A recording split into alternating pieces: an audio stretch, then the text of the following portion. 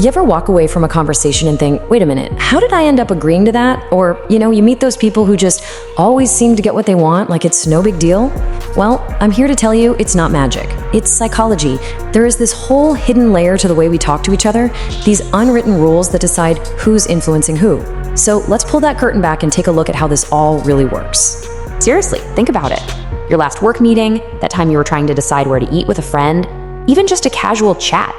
Do you think the conversation just happened? Or was somebody, maybe without even realizing it, steering the ship? That question, that's exactly what we're digging into today. And that's really the core idea here. We're all playing this game every single day, but most of us have no idea what the rules are. But some people, the leaders, the super charismatic types, the master negotiators, they get it. They know the rule book. Maybe not consciously, but they know it. So, what we're gonna do is decode that secret rulebook together. All right, first things first. Before you can influence anybody about anything, you have to have a connection. And the strongest connections, the ones that really work, they're not built on facts and figures. Nope. They're built on this subconscious feeling of trust. This first part is all about laying that invisible foundation. Okay, mirroring. This is one of the most powerful and honestly kind of sneaky techniques out there. It's so simple. If the person you're talking to leans in, you lean in a little bit.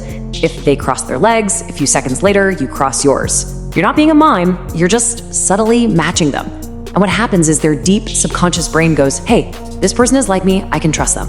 And just like that, their guard starts to come down. So let's get even more practical. First, use their name. Seriously, weaving someone's name into the conversation makes them feel like you actually see them. It's huge. Then there's the Benjamin Franklin effect. This one is wild. You ask someone for a tiny favor, like, hey, can I borrow your pen for a second? When they do it, their brain has to justify why it helped you. And it literally concludes, well, I guess I must like this person. Crazy, right? And finally, a very brief, non-creepy touch on the elbow can build a connection faster than a 5-minute conversation. These are the little things that build a massive foundation of trust. Okay, so you've built that rapport. Now we're moving up to the next level, power dynamics. Real influence, real authority is often communicated without saying a single word. It's all about how you carry yourself, how you use space, how you move. It's time to learn the silent language of power. So check this out. It's like 2 different languages being spoken at the same time. People who project high status, they move slowly with purpose. Nothing is rushed.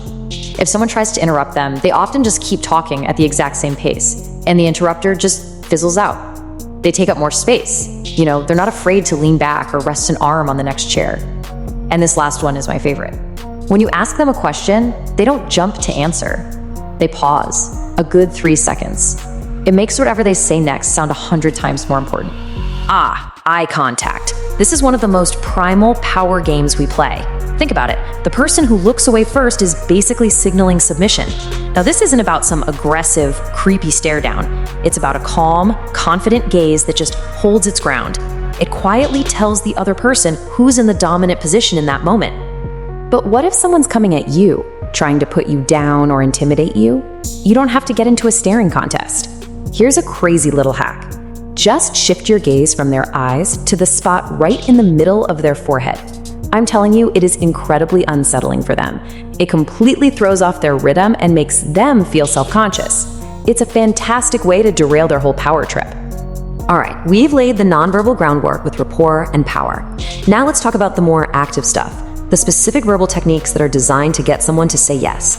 This one is a total classic. So you go to your boss and you say, hey, I'd like to request the company send me on a 2-week-long all-expenses-paid training seminar in Hawaii. They're gonna laugh and say no.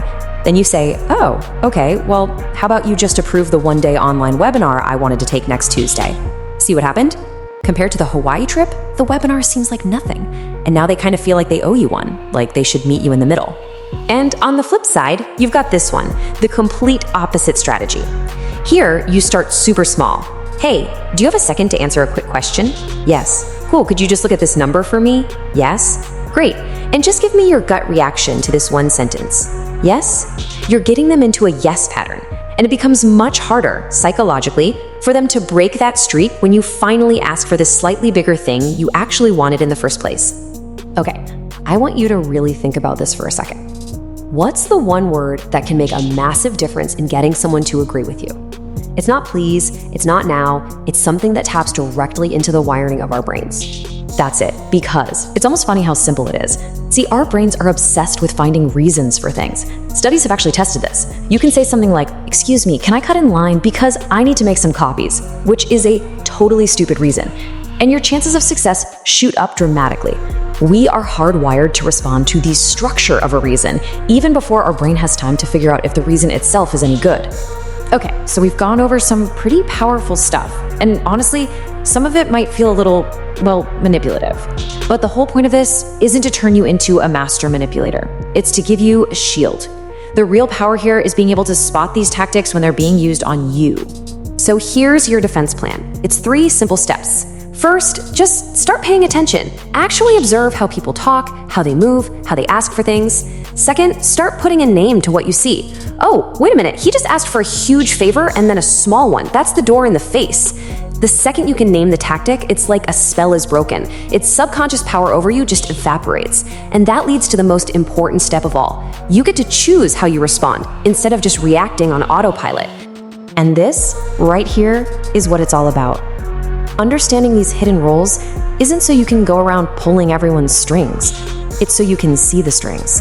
It lets you walk through the world with your eyes open, to understand what's really going on in your interactions, and to protect your own choices. At the end of the day, this knowledge is just a tool.